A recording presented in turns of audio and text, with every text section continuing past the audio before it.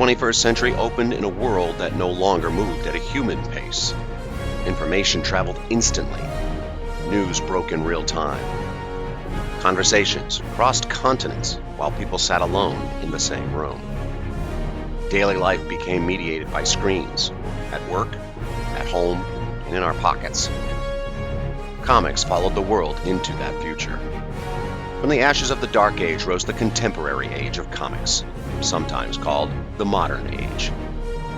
The early 2000s redefined what comics could be. Publishers embraced realism, diversity, and bold new forms of storytelling. Superheroes still stood tall, but they shared the stage with horror, fantasy, memoir, manga, and webcomics, stories that spoke to every kind of reader. Marvel reshaped its heroes through stories like The Ultimates and Civil War, reflecting a world shaped by fear, politics, and power.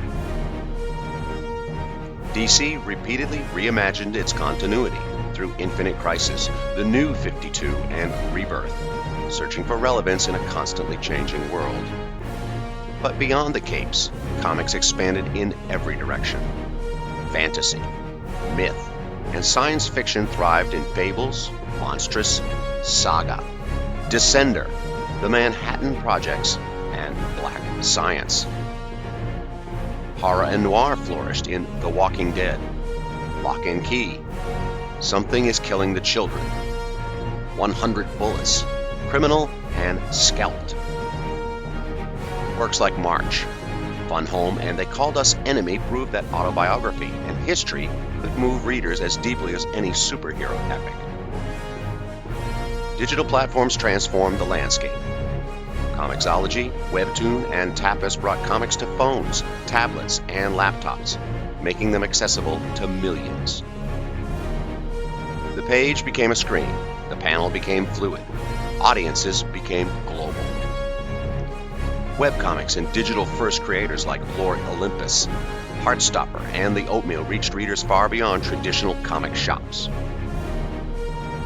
As comics expanded in scope and ambition, they accumulated decades of stories, characters, and worlds ready to be repurposed.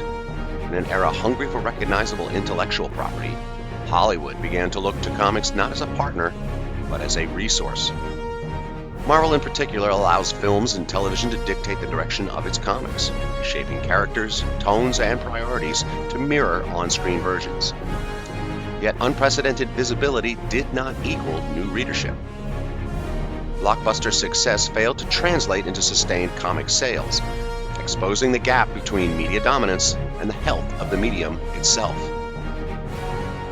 Comic conventions evolved into multimedia events. Artists became celebrities. Stories once read by thousands were now seen by billions. But success also brought backlash. As comics embraced broader voices, a reactionary movement accused the medium, especially superheroes, of becoming woke. Characters like Miles Morales, Kamala Khan, and America Chavez became targets, not because comics had changed, but because some refused to accept what comics had always been. Success in other media rarely benefited creators. Characters moved easily into film and television, while the writers and artists behind them received little credit, limited compensation, or ownership. Visibility grew, but creative control did not. Many responded by leaving Marvel and DC for creator-owned work at the independent publishers, or by launching projects through Substack, Zoop, and Kickstarter.